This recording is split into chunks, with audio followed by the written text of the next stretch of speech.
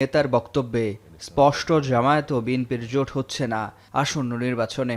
তবে এবার ধানের শীষের সঙ্গী কারা সেটির আভাস মিলেছে। দেশটি আমাদের সকলের। সপ্তাহখানেক আগে 2 ধাপে 42টি রাজনৈতিক দলের সাথে বৈঠকে বসে বিএনপি, যেখানে যুগপৎ আন্দোলনের শরিক দলগুলোর সাথে জোটবদ্ধ নির্বাচন ও পরবর্তীতে ঐকমত্যের জাতীয় সরকার গঠনের ইঙ্গিত দেন দলের ভারপ্রাপ্ত চেয়ারম্যান তারেক রহমান। আমাদের সাথে আন্দোলন, নির্বাচন, সরকার গঠন সবকিছুতেই তারা তার যে দীর্ঘদিনের যুগপৎ আন্দোলনের সাথী যারা আছে তাদেরকে নিয়েই করবেন বলে তারেক রহমান আমাদেরকে জানিয়েছেন। আমরা এটাই বিশ্বাস করতে চাই।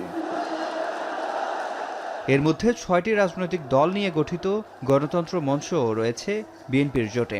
আর আগে থেকে 12 দলীয় জোট তো আছেই, যারা ত্রয়োদশ জাতীয় সংসদ নির্বাচনে অংশ নেবে ধানের শীষ নিয়ে। আমাদেরকে বলছেন যে আপনারা প্রস্তুতি নেন, নির্বাচনের অতীত